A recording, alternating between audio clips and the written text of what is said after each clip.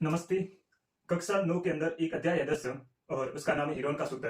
अर्थात इस अध्याय के अंदर कुछ त्रिभुज है, इन त्रिभुजों का क्षेत्रफल ज्ञात करना है हिरोन के सूत्र का प्रयोग करके।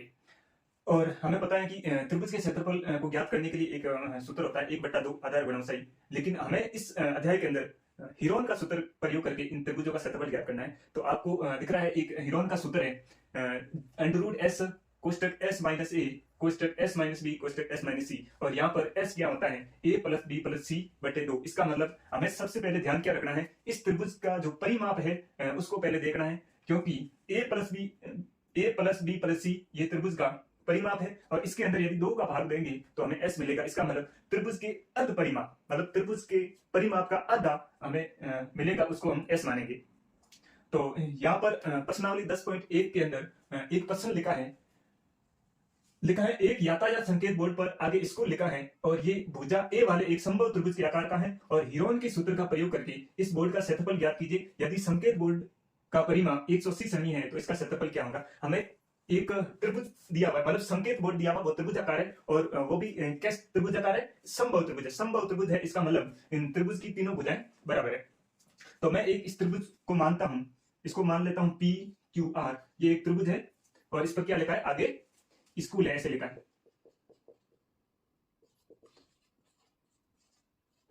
आगे स्कूल है लिखा हुआ है और इस त्रिभुज की भुजा दी हुई है ए, तो इसको मैं मानता हूं, सभी को ए मानता हूं, क्योंकि ये संभव त्रिभुज है और संभव त्रिभुज की तीनों भुजा बराबर होती है। और हमें त्रिभुज का क्षेत्रफल ज्ञात करने के लिए अर्ध परिमाप चाहिए, मतलब परिमाप का आधा चाहिए। और संभव त्रिभुज का परिमाप कैसे ज्ञात करते हैं, किसी भी त्रिभुज का परिमाप ज्ञात करने के लिए तीनों भुजाओं का योग करते हैं। जैसे यहाँ पर लिखा हुआ s क्या है, तीनों भुजा का योग किया और 2 का भाग दिया, हमें s प्राप्त हो गया इस हिरोन के सूत्र में।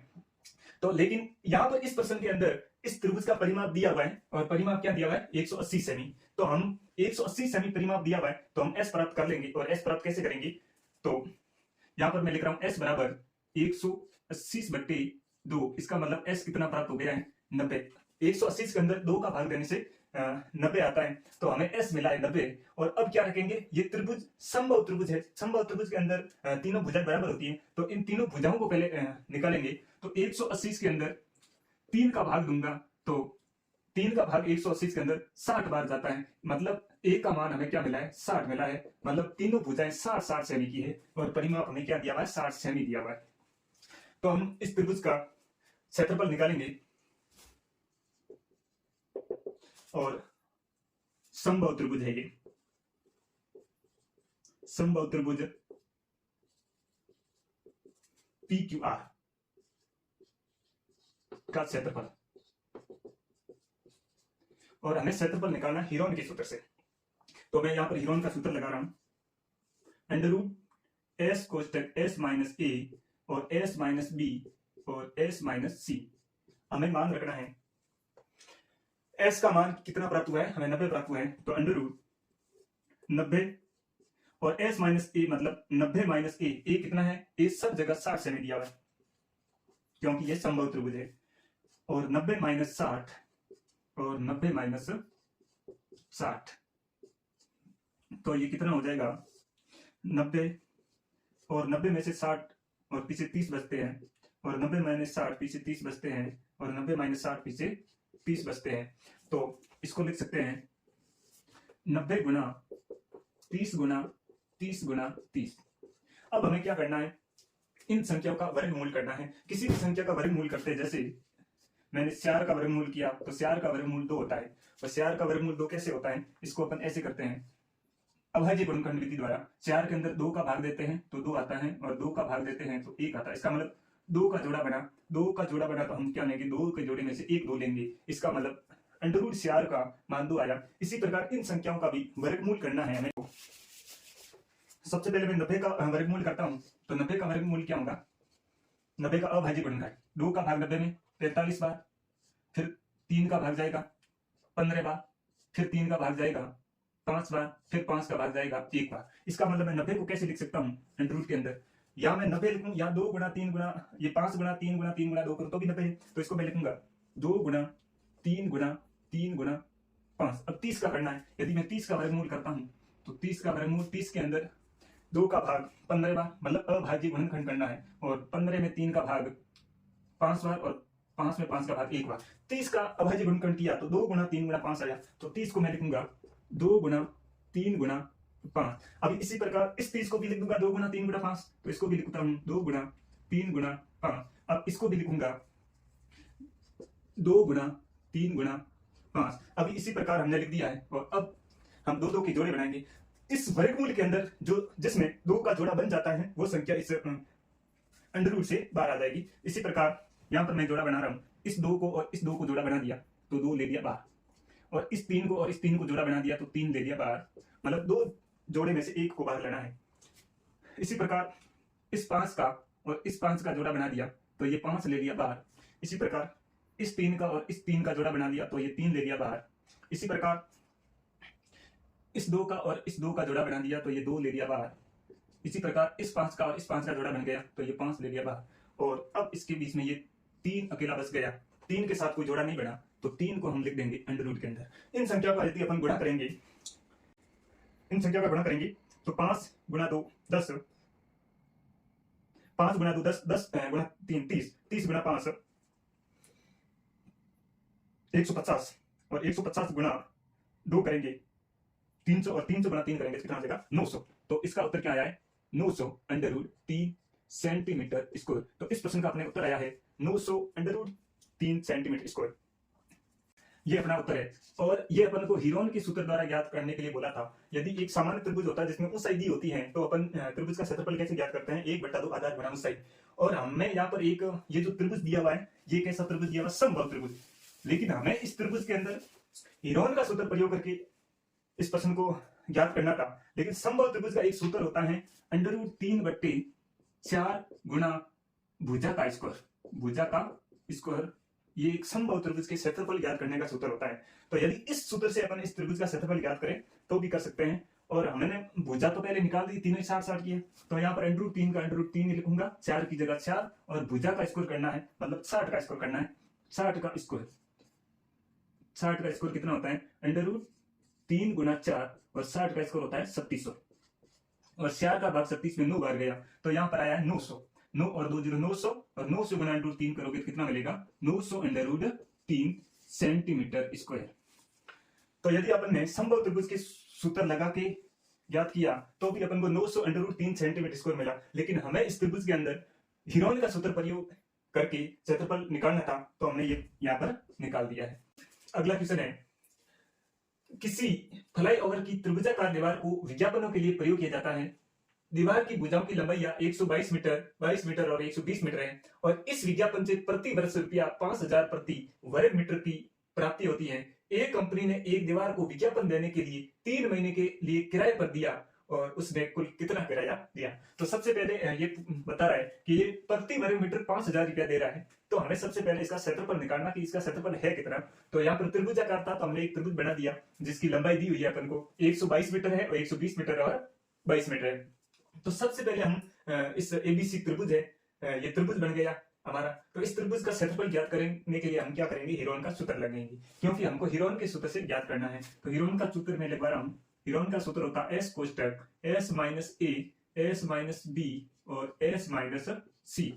तो यहाँ पर हम सबसे पहले एस को ज्ञात करेंगे। एस ज्ञात करने के लिए इस त्रिभुज का अर्ध परिमाप करेंगे। इसका मतलब इन तीनों को जोड़ेंगे 122 प्लस 120 प्लस 22, और इसके अंदर 2 का भाग दोगे तो हमें एस मिल जाएगा 122 और 120 242 और 22 267, इनको जोड़ने से 267 प्राप्त हुआ, और 267 के अंदर 2 का भाग दोगे तो हमें क्या मिल जाएगा 132 मीटर हमें अर्ध परिमाप मिलेंगे 132 मीटर। तो 132 में से 22 को घटाएंगे, 120 को घटाएंगे और 122 को घटाएंगे, तो हमें यहां पर एस का मान मिल गया है। तो इस अंडर रूट के अंदर एस का मान रखते हैं, और एस का मान मिला 132 मीटर, तो 132 मीटर, और इस एस की जगह 132 लिखना है, और 132 में से 122 और 132 में से 120 घटाना है, और 132 में से और 22 घटाना है। तो अंडर रूट के अंदर क्या मिल गया 132 गुना 132 में से 122 गया, और पीछे कितना बचता है 10 बचता है, और 132 में से 120 गया तो पीछे 12 बचता है, और 132 में से 122 चला गया तो पीछे 110 बचता है। अब इन सभी संख्याओं का हम अभाज्य गुणनखंड लिख के यहाँ पर संख्या का गुणनखंड लिखेंगे इस वर्गमूल के अंदर। तो सबसे पहले हम 132 का करते हैं। 132 का वर्गमूल क्या होगा? 132 में 2 का भाग जाता है 66 बार, और 66 के अंदर 2 का भाग जाता है 33 बार, 33 के अंदर 3 का भाग जाता है 11 बार, 11 के अंदर 11 का भाग जाता है 1 बार। तो इसको लिख देंगे, क्या लिखेंगे? 2 गुणा 2 गुणा 3 गुणा 11। अब इस 10 को कैसे लिखेंगे? 10 को लिखते हैं 2 गुणा 5, 5 2 10। और 12 को कैसे लिखते हैं? 12 को लिखते हैं 2 गुणा 3, 3 दूसरा और 2 12। और फिर 110 का हम अभाज्य गुणनखंड करेंगे। 110 का, तो 110 का अभाज्य गुणनखंड करेंगे तो 2 का भाग 55 बार जाता है, और 2 का फिर 5 का भाग 11 बार जाता है, फिर 11 का भाग 1 बार जाता। तो यहाँ पर ये लिख देंगे गुणा 2 गुणा 5 गुणा 11। अभी अपन 2 के जोड़े बनाएंगे और इस वर्गमूल से बाहर ले लेंगे। इन 2 का जोड़ा बन गया तो 2 को ले लिया बाहर, और इस 3 का जोड़ा इस 3 के साथ बना तो इस 3 को ले लिया बाहर, और इस 11 का जोड़ा इस 11 के साथ बना तो इस 11 को ले लिया बाहर। फिर इस 2 का इन दोनों का जोड़ा बन गया, 2 को ले लिया बाहर। इस 2 का जोड़ा इस 2 से बन गया, 2 को ले लिया बाहर, और इस 5 का जोड़ा इस 5 से बन गया तो 5 को ले लिया बाहर। तो सभी का जोड़ा बन गया, कोई संख्या वर्गमूल के अंदर नहीं बची है। तो अब अपन क्या करेंगे? इन सभी का गुणा करेंगे। 1320 मीटर स्क्वायर आया है। 1 मीटर स्क्वायर का 5000 रुपया है, तो हमें 1320 मीटर का निकालना है। तो 1320 और 5000 का गुणा करेंगे। यदि एक वर्ग मीटर का 5000 है, 2 वर्ग मीटर का 10,000 हो जाएगा, 3 वर्ग मीटर का 15,000 हो जाएगा। इसी प्रकार अपन को 5000 वर्ग प्रति वर्ग मीटर की दर से निकालना है। तो 1320 गुना 5000 करेंगे। यहाँ पर मैं लिख रहा हूं रुपया 5000 प्रति वर्ग मीटर, प्रति वर्ग मीटर। तो अपन क्या करेंगे? 1320 गुना 5000। तो 5 2 10, 0 हासिल 1, 5 3 15 और 1 16 का 6 हासिल 1, 5 और 1 6, और पीछे 0 कितने हैं? 1 2 3 4, 1 2 3 4। मैंने क्या पूछा है? एक कंपनी को एक दीवार को विज्ञापन देने के लिए 3 महीने के लिए किराए पर दिया। उसने कुल कितना किराया दिया? तो 3 महीने के लिए किराया दिया है, तो हमें इसके अंदर 12 का भाग देना है। तो हमें 1 महीने का मिल जाएगा, क्योंकि एक वर्ष के अंदर प्रति वर्ष लिखा है, और प्रति वर्ष एक वर्ष के अंदर 12 माह होते हैं, तो इसके अंदर 12 का भाग देंगे तो हमें कितना मिलेगा? प्रति माह। यहां पर लिखा प्रति माह, तो हम लिखेंगे क्या? प्रति माह अर्थात 12 माह। तो 12 का भाग देंगे। इसके अंदर स का भाग जाता है 2 बार, और इसके अंदर स का भाग जाता है 11 बार। तो ये कितने मिले अपन को? 11 0 5 0, और इसके अंदर 2 का भाग देना है तो कितना मिलेगा अपन को? 110 में 2 का भाग देंगे, 2 का भाग तो 55 बार जाएगा, पीछे 4 0। तो हमें 1 माह का रुपया कितना मिल गया है? 5,50,000। अपन को कितने माह का निकालना? 3 माह का निकालना है, तो इसको 3 से गुणा करेंगे। 0 0 0 0, 5 3 15 का 5 5 1, 5 3 15 और 1 16,000। यहाँ पर लिखा था 3 माह, 3 माह, इसलिए हमने लिखा 55,000, 5,50,000 गुना 3। तो अपन को कितना मिल गया है? 1 करोड़ इकाई दाई सैकड़ा हजार 10,000 लाख और 10 लाख, मतलब 16,50,000 रुपया। ये अपना क्या हो रहा है? उत्तर। अर्थात ये कंपनी 3 महीने में कुल कितना किराया देगी? 16,50,000 रुपये का किराया देगी। और